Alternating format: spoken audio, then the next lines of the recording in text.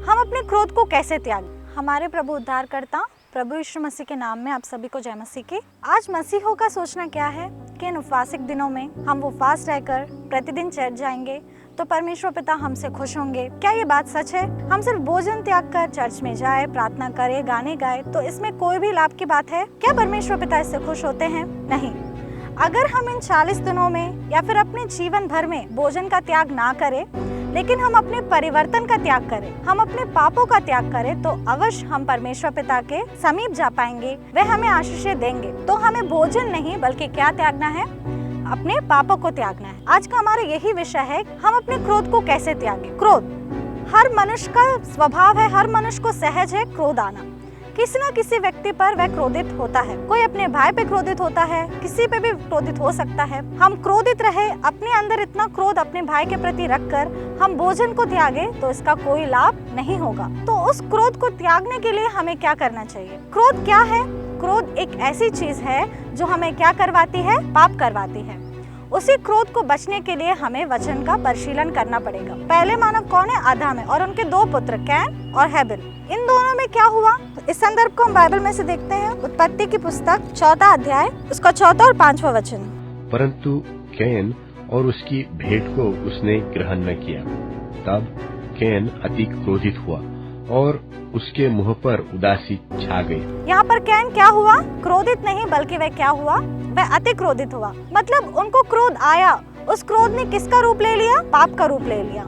उन्होंने अपने भाई को ही घात कर दिया, उन्होंने अपने भाई को ही मार डाला। हमने अभी कैन और हेबेल का संदर्भ देखा, लेकिन हम एक और व्यक्ति है मूसा, एक संदर्भ को जानते हैं जहाँ मिस्री और इजरायली दोनों झगड़ते हैं। तो मूसा क्या करते हैं? इजरायली को छोड़ देते हैं और मिस्री को मारकर वह रेत में गाड़ देते हैं। मतलब उनका स्वभाव वहाँ पर कैसा था? उनका स्वभाव वहाँ पर बहुत क्रोधित व्यक्ति थे वो। लेकिन जब उन्होंने 40 साल जंगल की यात्रा करवाई, उस समय इजरायलियों ने उनको बहुत क्रोध दिलाया, उनके ऊपर कुड़कुड़ाए, उनको बहुत सी बातें कही। लेकिन फिर भी मूसा क्या करते हैं? उन पर गुस्सा हुए बिना वे सहकर परमेश्वर पिता से प्रार्थना करते हैं कि पिता तो इन पर क्रोधित ना हो। मतलब वहाँ पर मूसा ने क्या किया? अपना स्वभाव उन्होंने बदल दिया। पहले वे क्रोधित व्यक्ति थे, उसके बाद उन्होंने अपने क्रोध को अपने काबू में किया, उन्होंने कंट्रोल किया। उन्होंने उसके बाद क्या किया? परमेश्वर पिता का कार्य किया। मतलब उनका क्रोध पाप में बदलने से पहले ही उन्होंने अपने क्रोध को अपने काबू में कर लिया। तो हमें भी क्या करना है? इस क्रोध की वजह से हम कोई पाप ना करें। एक और उत्तम बात हम बाइबल में से देखते हैं, इफिसियों की पत्री 4 अध्याय उसका 26 वचन। क्रोध तो करो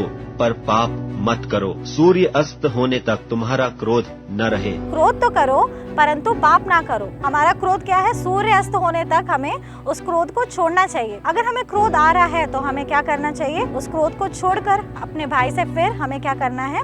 प्रेम से रहना है। परमेश्वर पिता से भी हम यही चाहते हैं। हम जितने भी पाप करें, हम प्रार्थना में क्या करते हैं कि पिता हमें क्षमा कर दे, हमारे पापों का स्मरण ना कर, हम पर क्रोधित ना हो। प्रियो, उनका क्रोध कैसा है? क्षण भर का है। ठीक इसी प्रकार उनके बच्चे हैं हम, हमारा क्रोध भी कैसा होना चाहिए? क्षण भर का होना चाहिए। उनका प्रेम कैसा है? अपार है, वह निरंतर है। ठीक इसी प्रकार हम उनके बच्चे हैं, हम उनकी संतान हैं, तो हमें भी क्रोध को त्याग कर हमारे प्रेम को हमें अपने भाइयों को दिखाना है। हमें भोजन त्यागने की कोई आवश्यकता नहीं है। हमारे भोजन त्यागने से परमेश्वर पिता खुश नहीं होते हैं। हमें अपने पाप को, अपने क्रोध को त्याग कर परमेश्वर पिता के समीप जाना है। हमें अपने जीवन भर परमेश्वर पिता के समीप रहना है, ना कि ये 40 दिन। आप सभी को जय मसीह की। Media partner NRS Blessings Studio. You are watching Listen to Christ YouTube channel.